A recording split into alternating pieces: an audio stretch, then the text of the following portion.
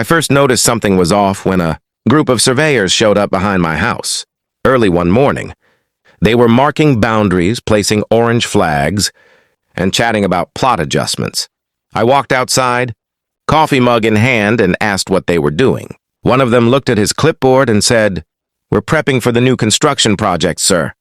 My jaw dropped. Construction project on my land? After checking my property records, I realized something insane. My backyard, which had been part of my property for years, was listed under a development company's name. At first, I thought it had to be a clerical error. But when I contacted the county office, they told me the transfer had been approved through the HOA. And who was the HOA president? Karen Walker. Karen had always been a busybody. She'd complain about my shed being too close to the fence, my grass not uniform enough, and even the color of my patio chairs. But this, selling part of my property without telling me, that was beyond petty, it was criminal. When I confronted her at the HOA office, she smirked. Technically, your deed had a buffer zone that wasn't clearly defined. The HOA simply clarified the boundary for community use. I slammed my hand on the counter. "You mean you sold it to developers for profit?" She didn't deny it. "The funds benefit the HOA," she said coolly. That night, I stood in the dark, staring at the orange flags fluttering across my backyard. Anger and disbelief churned inside me. I wasn't just going to fight this, I was going to win. I called a friend who worked as a property attorney, and when I told him what happened, he whistled. "She's in deep trouble. Talha, if what you're saying checks out, that's fraud." The next day, I began collecting evidence, property maps, emails from the HOA, and even a few old neighborhood newsletters, where Karen bragged about expanding community property. It was all lining up. She'd used her position to authorize the sale, taking kickbacks from the developers. But before I brought it to the authorities, I had a different idea. If Karen wanted to sell my land for profit, I'd make sure no one could build on it again. I'd turn it into something she couldn't touch, a private park. And so began my plan for payback. My first step was to secure legal proof of ownership. My lawyer helped me file a claim of adverse possession since I'd maintained that land for over 10 years. It was fenced, mowed, and part of my home's tax assessment records. Once filed, any ongoing construction would become a legal violation. Karen didn't like that. She showed up at my door, clipboard in hand, fake smile plastered across her face. "You're making a mistake, Talha," she said sweetly. "The HOA already signed contracts with the developers. You'll just embarrass yourself." I leaned against the door frame and grinned. "Funny, you should have thought about embarrassment before selling what isn't yours." Within days, the developers returned with bulldozers, but I was ready. I stood in front of them with a printed copy of my legal filing. "Step on that land and you're trespassing," I warned. They backed off instantly. Karen stormed over furious. "You can't just claim public property," she shouted. "It's not public," I replied calmly. "It's mine." The neighborhood started buzzing. Everyone was talking about how the HOA president might have gone rogue. Several neighbors even told me they'd seen her meeting privately with developers in her driveway. Word spread fast and the once proud HOA began fracturing. Meanwhile, I started turning the disputed area into something beautiful. I planted flower beds, set up benches, and built a small wooden sign that read, "Talha Park, private property." Every nail I hammered felt like a victory. Neighbors came by admiring the work. "Looks better than any park around," one said. Karen was livid. She called code enforcement, animal control, and even the county environmental office.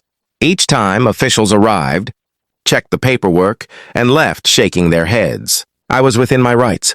By the end of the month, my lawyer confirmed the good news. The county accepted my claim.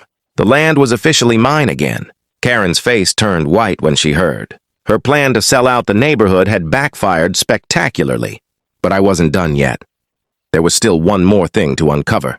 The money trail that proved her corruption. I began tracing the transactions. My lawyer subpoenaed the HOA's financial records, and soon enough, the truth emerged. Karen had received consulting fees from the developer's company, thousands of dollars funneled through a shell account. It was textbook embezzlement. I gathered everything into a neat folder, copies of wire transfers, emails, and meeting notes.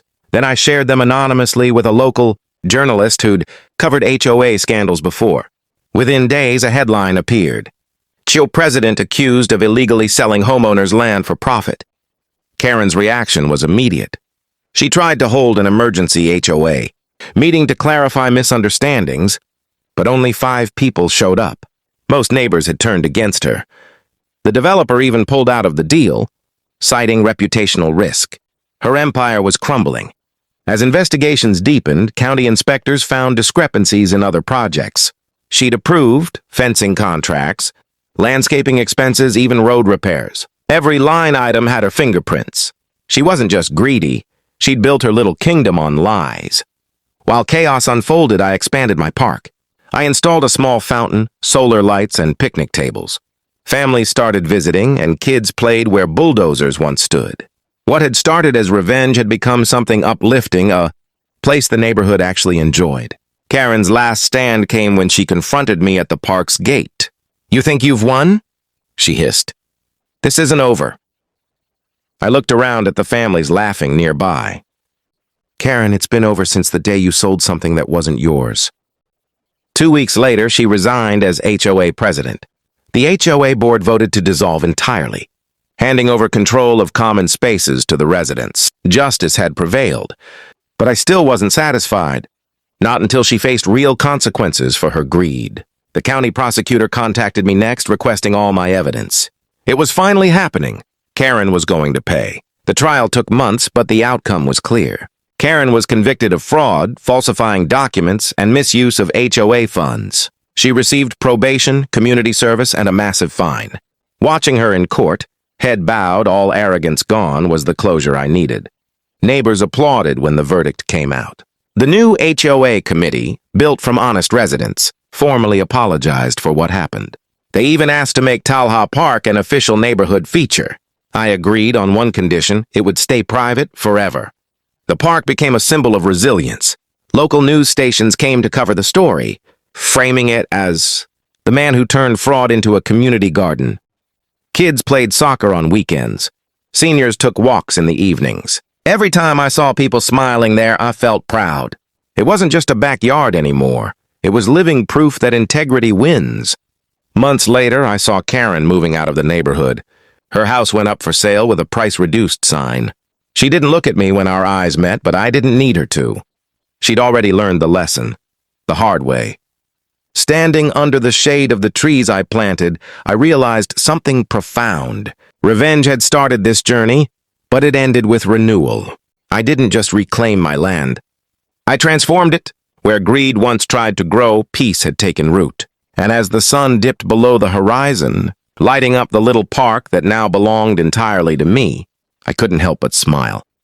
Karen sold my backyard, but I turned it into a paradise she could never buy back.